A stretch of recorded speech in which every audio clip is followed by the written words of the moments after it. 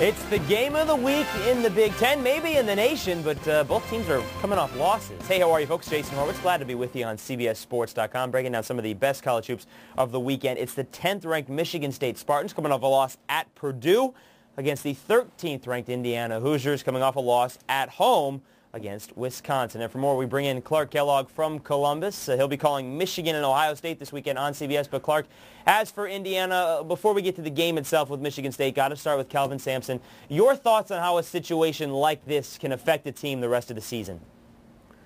Well, there's just no way to get away from the potential distraction this is because of the constant 24/7 nature of media attention and scrutiny that comes in this day and age. So typically for the players, the sanctuary is the gym and the court and game time. And I still think that's the case despite the fact that it just won't go away. When those players lock in between those lines, I do feel like they can't worry about what's going on outside of those lines. When you're playing a game, you've got to be fully engaged and concentrated on the task at hand. So from that standpoint, I think the players, once they're into battle, they'll be able to focus on what they need to do in the game. And a guy on Kelvin Sampson's team who has certainly dealt with adversity this season, that's Eric Gordon. We saw it on display when he went to Illinois and he was getting booed and heard all kinds of other things from the fans there himself.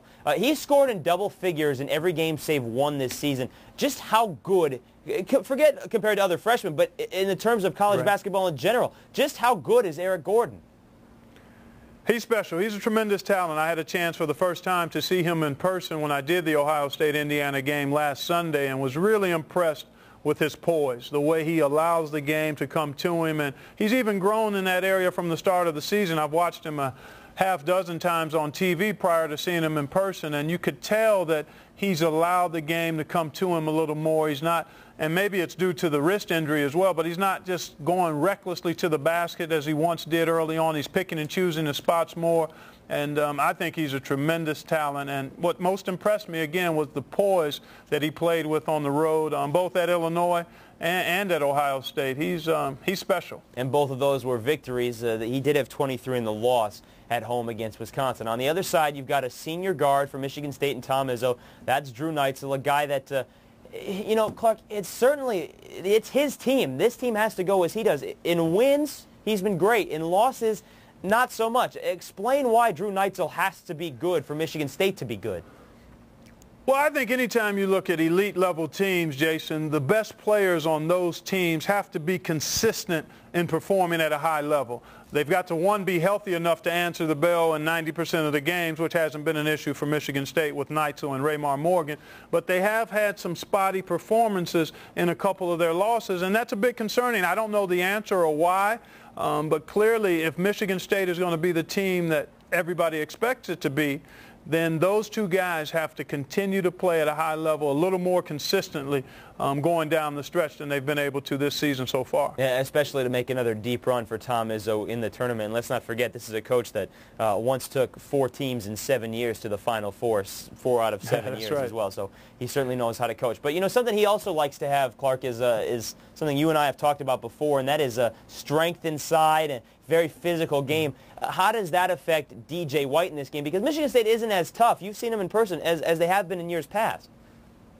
No, they're not as physical as they've been in the past. I think Namick is doing a reputable job, and I also think that Goran Suton has had a fairly strong year from start to this point. But in DJ White, you've got a guy that's playing at a whole nother level in terms of dominating the action inside with his shot blocking. He's leading the conference in rebounding. I think he's by far the leading candidate for Player of the Year in the Big Ten with the dominant way that he's played and how consistent he's been.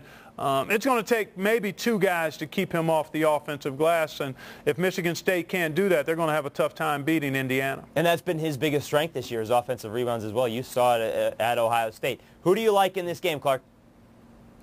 I like Indiana. They're at home.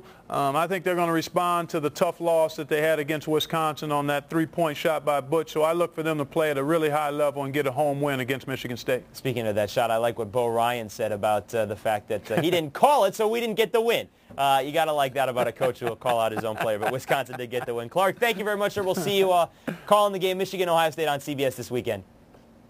All right, thanks, Jason. Folks, the 2 tip it off at 9 p.m. Eastern, and for more on the 10th-ranked Spartans and 13th-ranked Hoosiers, be sure to stay with CBSSports.com. And don't forget to sign up for March Madness on demand. Every single game of the NCAA tournament for free online. Simply go to NCAA.com. You'll see Clark Kellogg calling the games, and you'll see halftime shows, live halftime shows in between as well. For Clark Kellogg, I'm Jason Horowitz. Take care.